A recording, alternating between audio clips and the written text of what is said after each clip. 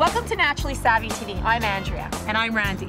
Many of you have heard the term essential fatty acids, also known as EFAs, omega-3s, or good fats. You can either get it from food, such as fish, and/or a supplement, such as fish oil. But here's the issue. A lot of the fish that we eat contains mercury, heavy metals, preservatives, and environmental toxins like PCBs. Now, we're not telling you to avoid fish entirely, but we are asking you to be mindful of the type of fish you eat and how much of it. This is especially critical if you're a pregnant or nursing woman or you have young kids at home. With that said, and from the research I've read, I'm a big fan of fish oil. But it's really important that I use a brand that I could trust. A brand that we've researched and fell in love with is Nordic Naturals. They make high-quality omega-3 fish oils from Norway. They're third-party tested. They've won awards for purity and freshness, and they taste fantastic. Here to tell us more about fish oil is Dr. Duffy MacKay. Currently serving as Nordic Naturals Research Advisor, he facilitates the numerous ongoing human clinical trials using Nordic natural products and is developing research-based educational materials for professionals and consumers. Welcome, Duffy. I thought it would be a good place to start with what is an essential fatty acid? Well, in human nutrition, there are certain vitamins, minerals, and fats that have been termed essential because the human body does not manufacture them and we must get them from diet or supplementation. In the fat department, there's two essential fatty acids. If we do not get them from either eating fish or other sources of these essential fatty acids, we will become deficient. A great example is vitamin C. Vitamin C, if we don't eat it, we end up with scurvy. And if we supplement or eat oranges, we do not get scurvy. So in essence, it's required, but we can't make it ourselves. So what are some examples of essential fatty acids? Well, there's two main classes of essential fatty acids. There's the omega-6 fatty acids and the omega-3 fatty acids. The omega-6 fatty acids are from certain vegetable oils such as soy, corn, safflower, and sunflower. We get plenty of those in our diet. The omega-3 fatty acids are from things like flax, fish oils, algae, things of that nature. And these are things we don't get very much of in our diet. So Duffy, what exactly is fish oil? Well, fish eat algae.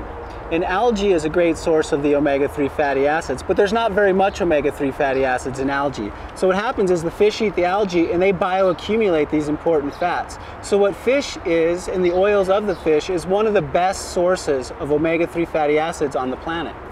So of the two, between the omega-3 and the omega-6, which is the one that we would be more deficient in? It's absolutely established in many, many different research settings that we are deficient in omega-3 fatty acids. Our food supply has so much excess omega-6 fats from soy oil, corn oil, safflower oil. It's in every processed food, so we get so much of it. The researchers looked at this very carefully because we found that the Paleolithic diet, or the diet of pre-industrial humans, was about a 1-to-1 ratio of these two essential fatty acids. When we learned to refine vegetable oils, the production of, say, for instance, soy oil went up 1,000-fold time. This is something that never existed in the food supply. Now what they're finding is we're eating about 20 parts omega-6 to 1 part omega-3. These two fats work very closely together in the human body for many different functions. And when the omega-6 is in excess, they found a state of chronic inflammation. Excess omega-6 has been linked to chronic inflammation. You can look at it a different way as a deficiency of omega-3s. The current, as I mentioned, 15-21 is what they're looking at, what humans are eating now, and really ideally probably in a 1-to-1, 2-to-1 ratio.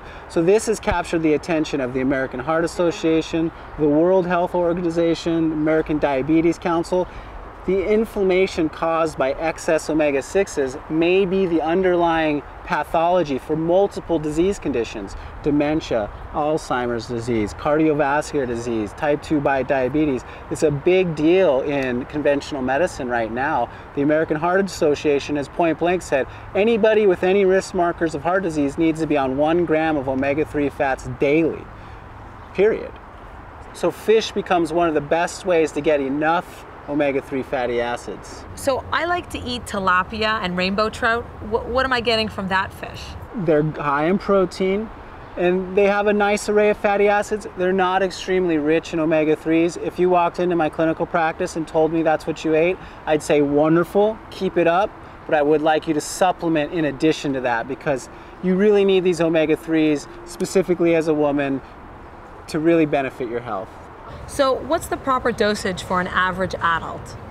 This is a great question. I get this question a lot. There's some variability, but I'm going to defer to the American Heart Association because what they've done is accumulated all the data and looked at it up and down and all over the place. They've determined 500 milligrams a day of omega-3s just to prevent symptoms of deficiency.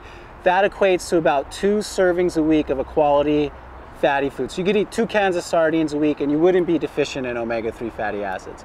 But I'll add to that, anyone with any risk markers of heart disease, and this could be an extended waistline of 42, it could be high blood pressure, it could be a bad lipid profile, it could be just that you have a family history of heart disease. Any of these, you should be at 1,000 milligrams of omega-3s per day, based on the American Heart Association recommendations.